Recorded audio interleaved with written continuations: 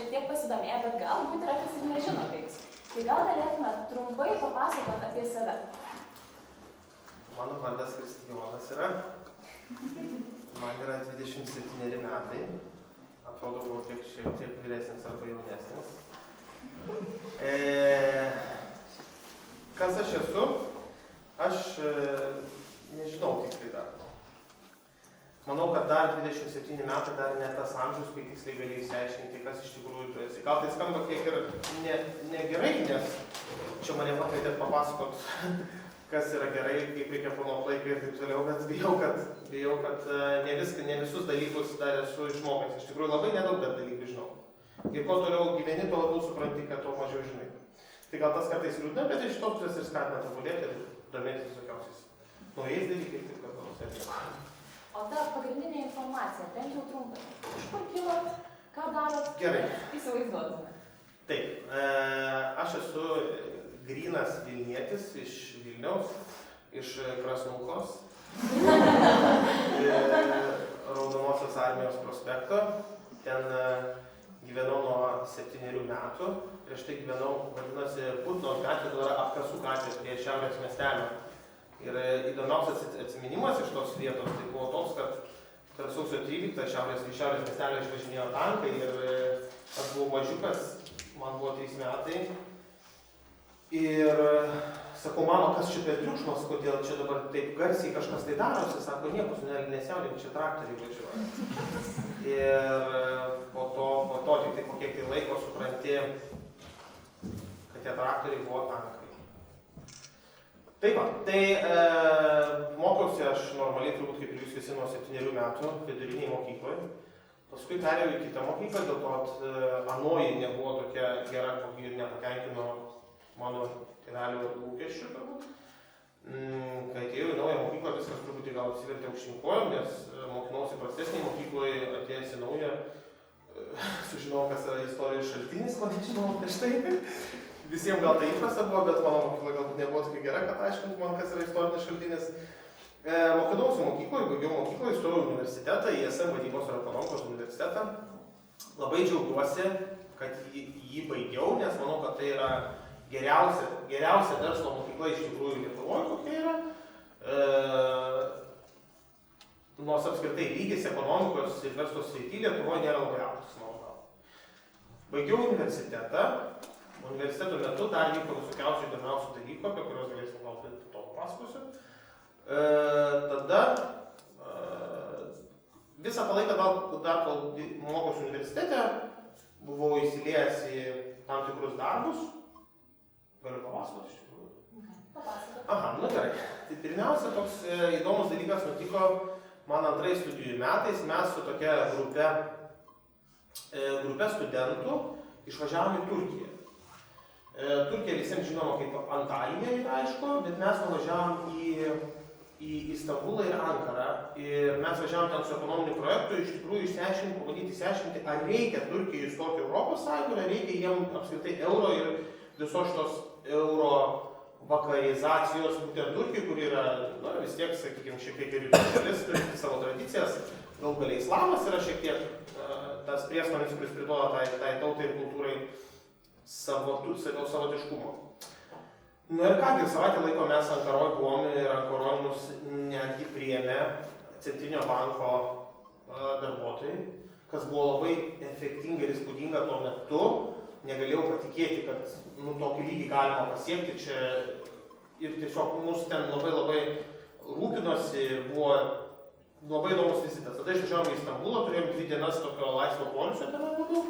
Tai irgi nuostabus miestas, nežinau, kas esat buvo, kas ne, tai rekomenduoju aplankyti ne tik Antaliją ir pamirkti baseinę, bet ir nuvažiuoti į Istambulą ir Ankara gal ne tokia yra graži kaip Istambulas, bet nes Istambulas natūralus miestas, Ankara tarsi dirbtinai pastatytas. Tada aš netikėtai pradėjau dirbti, tokia yra teatro agentūra, prodiuseriai, Ideoteatras, man teko girdėti. Jie produsuoja tokį spektaklį Urvinis žmogus. Ar teko girdėti kam nors? Ne, supratau. Aha, tai turi būti, kiek jums metų yra, pavyzdžiui? 17. Kam yra 16 metų, kokia dalykas? Aha, kam 17? Kam 15? Supratau. Leidžia nuo 18. Ne, leidžia gal ten ir kiek ir anksčiau, bet ten gal ne taip įdomu tokiam amžiai. Tai gavosi taip, kad aš papuoliau tenai dirbti, dėl to mano draugai yra prodiuseriai. Mano per visą gyvenimą, pradedant, kai man buvo 5 metai, visą laiką šalia buvo, mane tėvai 5 metų nuvedė į ąžuoliuko chorą. Ar čia yra choristų? Jo. Kas? Aha, o kas iš ąžuoliuko yra? Ar nėra? O kas vardas pavardė? Nes nematau. Jonas. Ai, supratau, pavardė tavo kokia? Vaitekūnas. Koks? Vaitekūnas. Neatsimenu. Gerai, žodžiu, prašau, sutapimas. Tai, žodžiu, ta mokykla gyvenimo ąžuoliuko, jinai visą laiką buvo šalia ir visą laiką buvo toks labai įdomus dalykas, nes tuo metu, kai mane nuvedė, tai dabar, kad čia nepameluočiau, buvo 92 turbūt ar 3 metai, tuo metu Lietuva buvo nepriklausoma vos 2 metus ir viskas dar buvo čia ne taip, kaip jūs dabar matote. Viskas buvo kitaip. Aš aišku neatsimenu tų laikotarpių ir viso kito, bet tuo metu dar buvo viskas ką tik po sovietinės valdžios tokių varžtų ir rėmų ir viskas buvo kitaip. Ir ąžuoliukas buvo ta vieta, kur galima buvo ugdyti ir puoselėti vaikus kažkaip tai visai kitaip, nes tai buvo toks kultūros židinys iš tikrųjų. Ir ypač berniukam, kurie visada linkia į kažkokius tai zbitkas ir taip toliau, ten buvo labai pakankamai griežta tokia aplinka, ir maestro Perešinės, ir maestro Miškinis visą laiką tas buvo toks, griežtesnė tokia aplinka. Tai visą laiką tuo metu, nuo pat 5 metų, aš iki dabar dainuoju ąžuoliuke ir man labai smagu. Tai dabar kodėl dabar tai pradėjau pasakoti, tai kad vėl grįžtu atgal pirmam kurse, į tą agentūrą, Ideoteatras, mane pakvietė dirbti prodiuseriai, tie, kurie yra vadovai tos agentūros. Ir mano darbas buvo labai įdomus. Iš pradžių nebuvo toks įdomus, bet praėjus gal pusę metų patapo kur kas įdomesnis. Aš buvau tas žmogus, kuris pasitinka publiką prie durų ir įteikia jiems atvirutes. Jie turėjo tokią marketingo strategiją, kurie keliavo iš kitų šalių, nes Urvinis žmogus yra visam pasaulyje žinomas pjesė, pastatyta daugelį šalių, daugelio kalbų. Ir aš buvau tas žmogus, kuris darydavo atvirutes, kur žmonės galėtų užrašyti vardą, pavardę, adresą, palinkėjimą, mesti į Urvinio žmogaus pašto dėžutę ir tai buvo išsiunčiama nemokamai, ir tai buvo tokia reklamos platforma, sistema tokia. Tie laiškai keliaudavo pas tos žmonės, pas adresatus, kam jie buvo adresuoti, jie keliaudavo tenai ir kad žmonės paraginti tai daryti, aš būdavau tas žmogus, kuris tai daryti. Praėjus kažkiek tai gal pusė metų laiko, jie manęs paprašė, sako, ar tu galėtum pristatyti spektaklį? Tai gal ir galėčiau, sakau, nežinau tiksliai, visai čia gali būti. Tai sako, tai čia dabar kažkaip tai pabandom. Mes kažkaip tai pabandėm ir jiems tiko ir patiko. Ir aš pradėjau pristatinėti spektaklį. Tai aš ateidavau po to momento, kai būdavau prie durų, aš nueidavau ant scenos ir aš sakydavau, sveiki, labas vakaras, šiandien šį vakarą jūs matysite Urvinio žmogaus spektaklį, kažkaip tai dar primindavo apie tas atvirutes, tokį išėjimą turėjau. Bet įdomu yra tai, kad Urvinis tuo metu turėjo, vadinkim, aukso amžių, dabar jisai galbūt neturi tiek daug spektaklių, nors dabar nauji aktoriai jie paleidžia. Tuo metu aš keliavau po visą Lietuvą, po mažiausius, ne mažiausius, bet vidutinio dydžio miestelius. Ir aš esu aplankęs labai daug didelę dalį Lietuvos miestelių, bet tik tai jų kultūros centrus. Tai tik tai keliose iš tų vietų aš galbūt nakvojau, Klaipėdoje, atsimendavau, kai spektakliai būdavo vieną dieną ir kitą dieną. Ar Telšius kuo puikiausiai atsimenu. Tai kažkaip tai tas toks įdomus dalykas, ir netgi, kai dabar tenka su ąžuoliuku kartais nuvažiuoti į kažkokį tai mažesnį miestą, aš užeinu į kultūros centrą ir aš žinau, kur kas yra. Ir tas jausmas labai keistas, nes aš buvau tik tai vieną kartą ir tik su spektakliu ir paskui tas atgimsta tiesiog labai smagu. Ir po to išaušo 2009 metai. Aš pradirbau tenai 2,5 metų, pradirbau su 2 spektakliais, daugiausiai su Urviniu žmogum ir Boing Boing. Urvinis žmogus tai ten apie vyrų ir moterų santykius, Boing Boing irgi tokia romantinė meilės komedija. Gal kas žinot, ne? Ir tenai aš turėjau biškį kitokią rolę, aš tenai vaidindavau paštininką su tokiom trumpom keliam, baltom kojinėm iki čia, tokiais marškinukais, senobiniu krepšiu ir kepurėlė kažkokia tai tokį paštininką, kuris tos jų laiškus siunčia. Ir išaugo 2009 metai, aš nustojau dirbti toj agentūrai, nes aš išvažiavau į mainus. Išvažiavau į Prancūziją, išvažiavau į Paryžių, mokiausi pusę metų Prancūzijoje, Paryžiuje, verslo mokykloje INSEC. Tai buvo labai savotiškas laikotarpis mano gyvenime, tai kad aš pirmą kartą išvažiavau be tėvų į tokią visai nepažintą erdvę, vietą, kur visai viskas kitaip vyksta, nes Lietuva yra Lietuva, Vilnius yra Vilnius, o Paryžius yra didmiestis su savo tradicijom, su savo taisyklėm, su savo istorija, žmonėmis ir taip toliau. Ir gavosi taip, kad pirmą dieną, kai aš atvykau, aš žinau, kad aš turiu nuvažiuoti į Lietuvos ambasadą ir ten mane pasitiks žmogus, kuris mane kelias dienas priklausė ir tokia istorija. Ir juokas buvo tas, kad aš atvažiavau į oro uostą, sėdau tada į autobusą, kuris iš oro uosto vežė į Paryžiaus centrą. Ir tada aš atvažiavęs į Paryžiaus centrą, žinau, kad man reikia 2 stoteles metro važiuoti. Tai aš niekada gyvenime prieš tai nebuvau važiavęs metro. Kas iš jūsų nėra važiavęs metro? Nu, prašau. Tai pasakoju tokia, tai yra, Paryžiuje tai yra nuostabus dalykas ir daugelį miestų turime metro, tai yra fantastika tiesiog, tai yra fantastiška susitikimo priemonė. Labai smagi, nes ten įvyko muzikantai groja, aš noriu, kad Vilniuje pastatytų metro, bent vieną liniją, meldžiu tiesiog. Ir, reiškia, aš vos nusipirku bilietuką, tada aš einu prie vartelių, įkišu bilietuką, praeinu vartelius, priminsiu, kad aš lyja lietus, aš su lietsargiu kuprinė sunkiai ir lagaminu 23 kg. Ir aš užeinu į metro ir bandau sekti rodyklės, nes nežinau tiesiog fiziškai, kaip reikia naudotis šią nuostabią priemonę.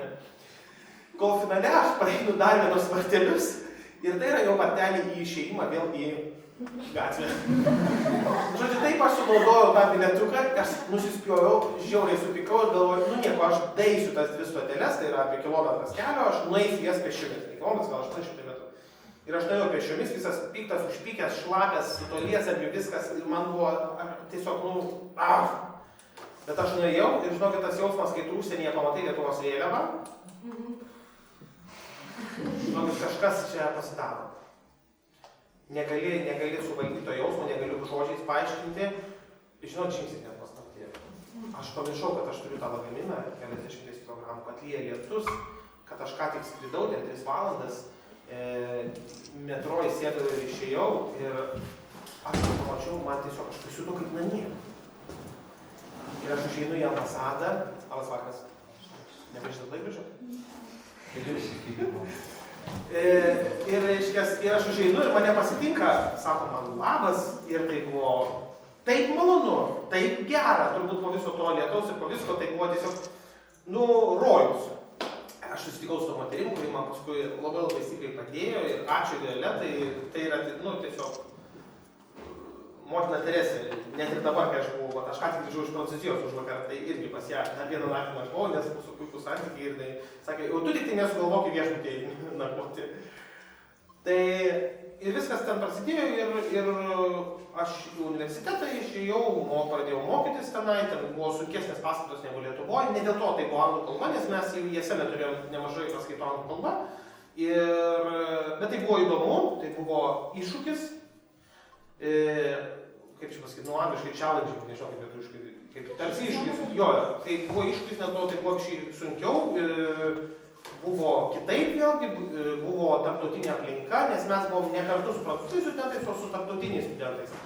Ir tai reiškia, kad pamatymas visų žmonių iš viso pasaulio irgi atvėrė akis ir tu pagalvoji, čia taip yra kitose pasaulio valstybėse visai viskas kitaip vyksta. Absoliučiai, visai kitaip žmonės gyvena, elgiasi, bendrauja. Ir dar aš patyriau tokią problemą, vis dėlto, nepaisant to, kad mes iš filmų žinom arba iš savo patirties kažkokios, tai kad amerikonai mėgsta sakyti, hi, how are you, yeah, I'm fine, yeah, bye. Ir jiem iš tikrųjų žinok nerūpi niekas. Ir aš tiesiog prasilenkiant po šitos frazės, likdavau pasakoti, kaip man iš tikrųjų sekasi. Ir tik po trupučio laiko aš supratau, kad jiem tikrai nerūpi. Čia taip reikia vaidinti tą socialinį žaidimą. Ir tu pradedi vaidinti tą socialinį žaidimą, gal tai tampa nenatūralu, tokia pakankamai storą kaukę užsidedi, bet tokios yra gyvenimo taisyklės. Tokią įdomią pamoką išmokau, taip yra iš tikrųjų, tokios yra mandagumo taisyklės, taip tu turi daryti. Ir apskritai, man sakau, Paryžiui buvo labai įdomu, nes aš gyvenau 11 kvadratinių metrų butelyje, tai vadinasi studijo, tai buvo 8 aukšte be lifto, įvijais laiptais iš lauko. Bet pro langą iš linijos aš matydavau Eifelio bokštą. Tas buvo labai smagu, iš tikrųjų. Ir daug visokių, sakau, dalykų ir tas būtinių dalykų, tas maisto gaminimas, kurio tu nebūni pratęs iš anksto daryti, arba rūbų skalbimas, kurį tau visada mamytė padaro, arba ten sesė turbūt kokia nors vyresnė. Tai pats tą viską, kai pradedi daryti, tai paaiškėja, kad, pasirodo, kaip tie rūbai išsiplauna. Nes iki tol jie būna nešvarus ir tampa švarus. Toks yra kelias. Tiesiog to ir paskui supranti, kad tai yra tai kelias, kaip maistas pasigamina, pasirodo. Arba taip, kaip ten kažkas tai išsivalo grindis. Ir pradedi suvokti, kad daug tokių praktinių dalykų. Galbūt kažkas iš jūsų jau atskirai gyvenate ir jau žino, tai bet tuo metu man tai buvo labai tokia tam tikra naujiena, bet aš sakyčiau, puikiai susidarau su juo. Kas toliau? Iškas mokiausi universitete. Tai sakau, daug buvo įdomių pirmas susitarimas su daug tokių užsieniečių, su jų taisyklėmis, su vakarietiškom taisyklėmis, kuriuo aš buvau nepažinęs iki tol, kurių nežinojau, kuris reikėjo išmokti ir galbūt tai ir buvo spraga, kodėl aš nesuradau daug draugų prancūzijai. Tai, kad nemokėjau ateiti su tuo vakarietiško atėjimu, kur iš tikrųjų žmonėms niekas nerūpi ir svarbu yra vakarėlis iš principo. Mes esam kitokie žmonės. Mums labiau įdomiau yra tie gilesni dalykai. Taip jau yra, tokia mūsų ta kultūra yra. Ir aš manau, kad tai yra mūsų privalumas. Aš nemanau, kad tai yra trūkumas, tikrai ne. Ir aš manau, kad mes turim tai saugot, tuo didžiuotis ir tuo naudotis tam tikrom vietom. Mums tikrai yra svarbu, kaip tam žmogui sekėsi, gal jam padėti reikia kažką, tai vakaruose tos nėra. Ir aš manau, kad tai yra ne problema, vėlgi tai yra sąlygota to, kad lietuvių yra 3 milijonai, kai kitų šalių yra 33 milijonų. Tai, ar 330 milijonų. Tai tas dalykas tiesiog taip ir sukuria tokią aplinką. Žodžiu, Pažinot daug įvairių skirtingų žmonių, daug patirčių net universitete jau turėjote. Mano, kad pats esat sėkmingas žmogus? Kaip pats pasakytumėt, kas jums yra sėkmė? Žinot, pasakysiu taip. Aš esu labai sėkmingas žmogus. Man tiesiog labai sekasi.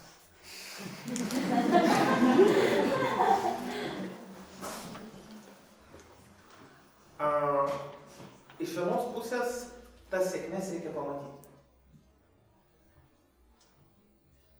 Yra žmonės, kuriems šitoje žemėje yra 1000 kartų blogiau negu čia mums dabar. Ir kai tu pradedi tai suvokti, ir tai aš supratau per savo kitas ateities patirtis, kurias dar užsiminsiu, tiesiog mes čia Lietuvoje neturim uraganų, neturim taifūnų, pas mus yra vaistai nuo beveik visų lygų, mes turim prieimą prie energijos bet kokios, tai yra elektros, šilumos, vandens, mes turim švarų vandenį, kurį bet kada galim gerti.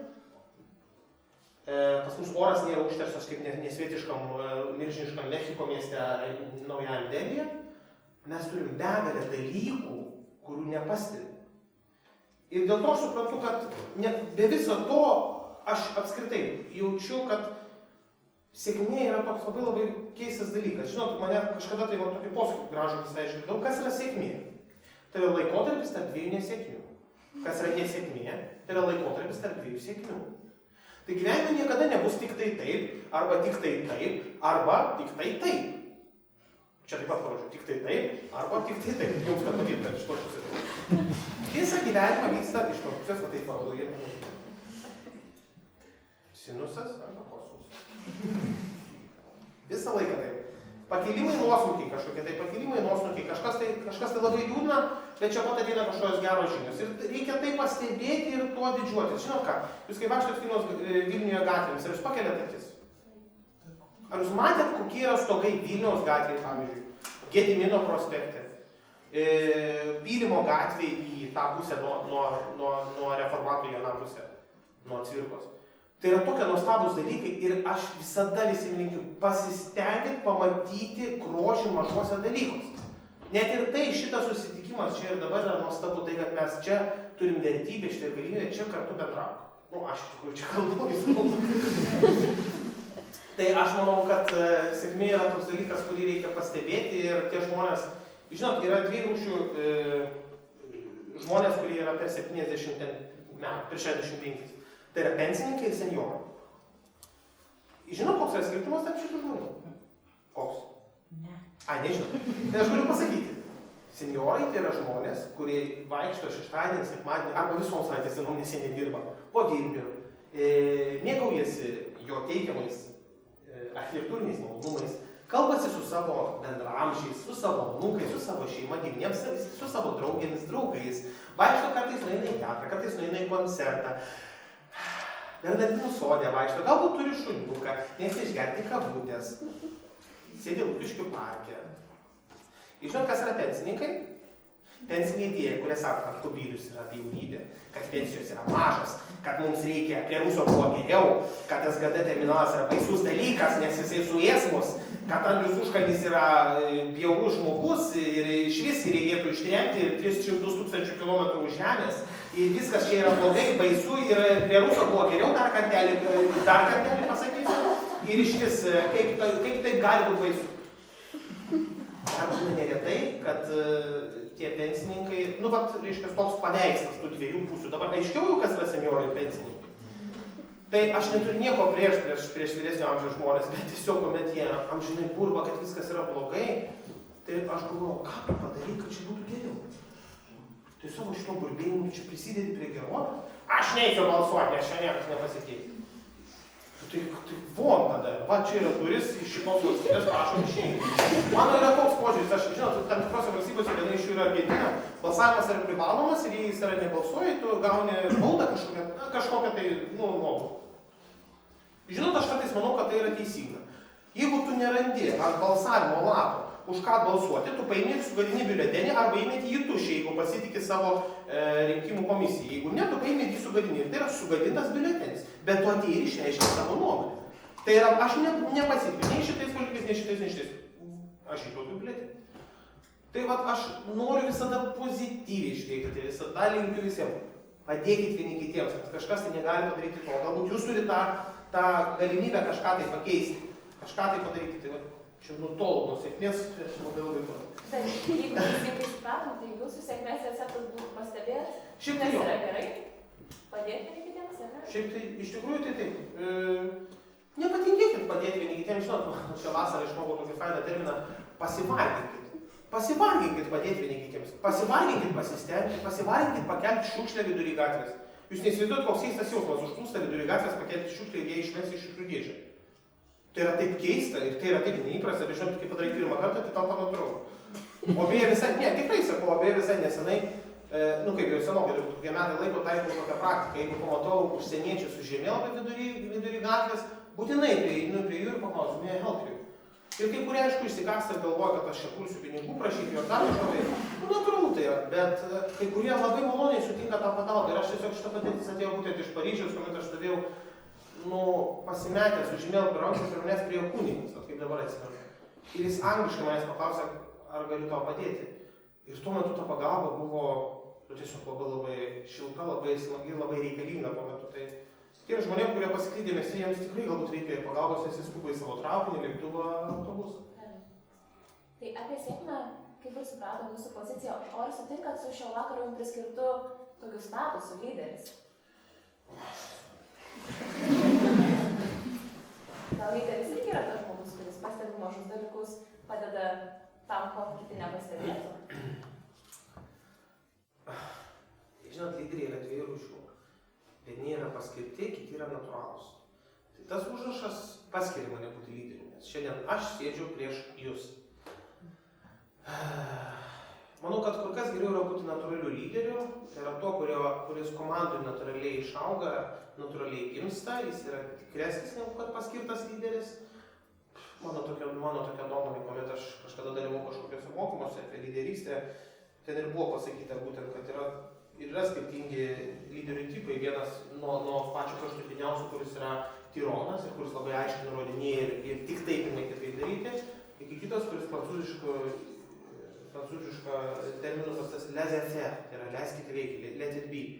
Ir kuomet jisai tik tai, truputėlį pakoordinuoja, žinot, gal čia ne taip, gal biškį va taip, gal čia va taip. Tai tarp to ir to turbūt geriausia yra būti, kur ne visiškai padrika balva būti, bet ir netironu. Tai dabar, ar aš esu lyderis, žinot, kartais tiesiog gyvenimas taip yra primetęs man tas pozicijas. Aš, gal leisiu savo pasakyti, kad turiu tam tikras vadovavimo įgūdžius turiu, dėl to manim pasitikė ir tam tikrose darbuose man priskiria šitas pozicijas. Kaip, kad pavyzdžiui, šią vasarą aš turėjau vėl tokį didžiulį iššūkį, mane pakvietė būti Lietuvos dainų šventės, dainų dienos direktoriumi. Tas direktorius terminas ne visiškai teisingas yra, nes Lietuvoje taip įpratę visi visus vadinti direktoriais, iš tikrųjų tai yra production manager. Tai lietuviškai irgi ne produkcijos vadovas, bet yra produceris, vadinkim taip. Aš turėjau, mano darbas buvo rūpintis visais techniniais klausimais, dainų dienos metu, scena, šviesa, garsas, visa kita ir taip toliau. Ir man tai buvo visai smagu, man tai labai patiko, netgi iš tikrųjų, bet tai nebuvo tai lengva, todėl kad aš pirmą kartą turėjau reikalą su 16 000 atlikėjų ir turbūt 30 000 klausytojų. Tai tas skaičiai, jie nemaži yra ir jie atneša tiesiog tam tikrą mastelį, kurį reikėjo susigyventi. O tai va toks lyderystė. O motyvacija lyderystė galbūt man pasireiškia Žuliuko chore, kuriame 3 metai aš esu įstaigos, kurį skirta chorui administruoti direktorius. Tai be tų administracinių pareigų dar egzistuoja ir tos tokios, motyvacinės iš tikrųjų tos vaikus, kuriems yra, pradedant 10 metų, baigiant 18, jiems kartais irgi reikia pagalbos ir juos padrasinti. Jie dar ne visą laiką žino, kaip reikia tinkamai bendrauti ir kas yra netinkamas bendravimas, kad reikia gerbti vieni kitus, kad reikia padėti, pagelbėti, galbūt kartais neįžeidinėti ir taip toliau. Tai tokio moralinio mokytojo pozicija tenka jam patirti. Beje, man yra visai labai smagi. Tai dabar esat ir mokytojas, ir direktorius, įvairių pareigų turėjęs. O sakyt, ko vaikystėje svajojot būt? Palaukit, nesvajojau, žinau, kaip nieko. Nieko nebuvo tokio. Kuomet aš baiginėjau mokyklą, tai dar 11 klasėje, kodėl aš žinau, kad aš studijuosiu ekonomiką į ISM, todėl kad aš niekam kitam negaliu. Nežinau, jūs esat laimingi tie, kuriems labai gerai sekasi chemija, biologija, istorija arba geografija. Nes jūs labai aiškiai žinot iš tikrųjų, ką jūs turėtumėte daryti. Nes aš tuo metu supratau, kad aš tiesiog nieko negaliu, nieko nemoku daryti. Nepaisant to, kad man puikiai sekėsi chemija, todėl kad perėjus į naują mokyklą, 11 klasėje prasideda organinė chemija, ne? Tai aš buvau 10-tukininkas. Klasės pirmūnė buvo pagatava mane užsmaugti. Nes kaip kontrolis, taip 10. Nes aš tiesiog mokiausi nuo nulio. Ir taip chemija yra netoks jau neįdomus mokslas, jis pakankamai dinamiškas, toks skirtingas, savotiškas, specifiškas, aišku, bet jisai man visai buvo priimtas. Bet aš niekada negalvojau, kad aš norėčiau ten kažką toliau tęsti, kažkaip chemiją. Ne. Tai, sakau, tie, kurie konkrečiai žino, galbūt net nuo 10 metų, ką nori daryti, aš manau, kad jie yra netgi laimingesni žmonės, negu tie, kurie yra pasimetę. Ir aš vis dar dabar, žinodamas, kad truputėlį labiau pasislinkau ne tik link kultūros, bet labiau link muzikos srities, aš vis dar galvoju, kad aš norėčiau pastudijuoti muzikos prodiusavimą, nes tai yra tiesiog įdomu. Nepaisant to, kad aš norėjau studijuoti kultūros vadybą kažkaip tai, dabar nuo magistrą turbūt, nes pasakė, šis bakalauro neturėsi ką veikti, sako, nes tau ten reiktų dėstyti, o ne klausyti. Ir tada aš pagalvojau, gal magistrą man reiktų mokytis. Ir tada vienas mano išmintingas draugas man sako, mokytis reikia eiti tą, ką tu negali išmokti pats. Tai dabar sako, ar tu jau nežinai nieko apie tai? Nesakau, žinau, aš teatre esu dirbęs ir teatre po to, kai baigiau 9 metais dirbti to laiškanešiu, vadinkim, po to aš 12 metais vėl pradėjau dirbti toje pačioje agentūroje jau kaip prodiuseriu. Tai aš jau teatrą žinau, užkulisius ir organizacinę specifiką ir su chorais, ir su džiazu aš dirbu, tai jau žinau platų tą spektrą. Nu, ne tai, kad labai platų, bet gal platesnį negu vidutinis. Ir jisai sako, ko tu. Tada pagalvojau, gal tikrai nelabai man ten ko reikia. Bet pagalvojau, kad užsienį galbūt aš tikrai norėčiau kokio akademijoje ar universitete, ar mokykloje pasimokyti plačiau šito dalyko. Jeigu grįžtume prie mokyklos, šiais laikais yra toks dalykas, kad moksleiviai, jauni žmonės labai dažnai nepasitikė savim, o mokykloje dar draugai nepalaiko to. Dažnai visokios patyčios būna, panašus negražus nuotykiai. Kokie jūsų prisiminimai paties iš mokyklos? Kuomet aš buvau jaunesnis, gal mokykloje, toj pirmojoj, iš manęs labiau tyčiodavosi, kad aš apkūnus, storas esu, bet po to naujo mokykloje kažkaip tai to nebuvo. Žinot, aš tai pasakysiu taip. Tai priklauso nuo to, kaip tu žiūri tam tikrus dalykus. Ir, žinot, tos dainos turbūt jau visiems yra girdėtos, kad vieni turi ilgus plaukus, kiti turi trumpus plaukus, vienų rankos yra ilgos, kito trumpos, vieni yra aukšti, kiti žemi, vieni turi kiti ploni, vieni mėgsta šalėjantis, kiti raudonai. Nu, viską tą jau mes esam girdėję, bet aš iš tikrųjų esu prastas šitoje vietoje sociologas ir nesuprantu, kodėl apskritai egzistuoja patyčios ir koks yra jų pagrindas. Nes, žinot, kaip bebūtų juokinga, reiškia, man tai juokinga buvo, bet aš suprantu, tiem vaikam tai buvo labai, labai stipru. Du vaikai ąžuoliuko stovykloje susipyko dėl to, kad vienas iš jų yra pusiau karaimas, o kitas iš jų yra pusiau žydas. Suprantat, mūsų tautoje tai sugebėjo sukelti konfliktą. Aš už tos vaikus turbūt dvigubai vyresnis ir aš negalėjau suvokti, kame yra šitos kibirkštis, kame yra išdava šito pykčio. Ir tai gal atrodo šiek tiek vaikiškai, bet, žinot, daug kur yra gal edukacijos stoka, aš manau. Ir, tarkim, pagyvenęs Prancūzijoje, po Prancūzijos aš gyvenau, kai aš baigiau mokslus Prancūzijoje, kai aš dar mokiausi Prancūzijoje, mano universitetas pateikė 2 paraiškas. Arba važiuoti studijuoti į Škotiją metams, dvigubam diplomui, arba į Indiją. Aš parašiau aplikacijas abiem projektam ir abu mane patvirtino. Ir aš turėjau ten labai trumpą laiką, gal 24 valandas, tik apsispręsti, kur man važiuoti. Ir aš, žinot, aš išėjau Paryžiuje į gatvę, ieškoti atsakymą. Aš galvoju, dabar bus ženklas ir aš žinosiu, ką reikia daryti. Jūs įsivaizduojate, ženklas neatėjo, tai būtų liūdna. Ir aš skambinau savo tėvams, klausiau, ką man reiktų daryti, skambinau draugams, skambinau savo dėstytojam, kalbėjau su savo indų bendramoksliu ir, žinot, aš priėmiau sprendimą, kad aš noriu važiuoti į Indiją. Mano tėvai pasakė taip, sako, žinai, sako, mes laiminsim bet kokį tavo sprendimą. Man buvo labai sunku apsispręsti. Likus kokiai savaitė išvažiavimo į Indiją, mūsų santykiai pakriko tiesiog, todėl kad vienas iš turbūt baisiausių dalykų žemėje yra neišvengiamybė. Kuomet tu negali išvengti kažko, tai tu negali, tu bet ką gali daryti, bet tai yra nebeišvengiama praktiškai. Ir kuomet jau buvo nupirkti lėktuvo bilietai, buvo nupirkti ten kažkokie tai įsipareigojimai padaryti, aš negalėjau paimti ir nutraukti, tai kažkaip tiesiog. Žinot, tai buvo labai labai sunku mūsų šeimai, nes tai buvo labai, nes Indija yra už daug tūkstančių kilometrų su savo kultūra, savais principais ir dar stipriau negu kad Prancūzijoje. Ir aš išvažiavau į Indiją. Aš gyvas sveikas čia sugrįžau ir visos patirtis, kurias ten patyriau, kur buvo begalė, buvo labai įdomios ir buvo labai smagu. Ir dabar, kodėl aš pradėjau apie Indiją pasakoti, nes mūsų klausimas buvo apie... Apie patyčias. Apie patyčias, jo. Tai dabar, kuo toliau aš pradėjau daugiau pažinti kitų kultūrų, tuo aš supratau, kad, Jėzau, kokie mes skirtingi esame. Ir baisiausia yra tai, kad tos patyčios mokykloje turi vieną lygį, universitete turi antrą lygį, visuomenė jaunoji turi trečią lygį, vidutinė visuomenė kitą lygį ir ten subrendusi visuomenė kitą lygį. Jos egzistuoja net ir tarp suaugusių žmonių ir tai labai aiškiai atsiskleidžia Prancūzijoje, kur yra problema su juodaodžiais arba su musulmonais, kur moteris nori dėvėti šedras ir joms neleidžia ir visai, kad tas konfliktas kyla.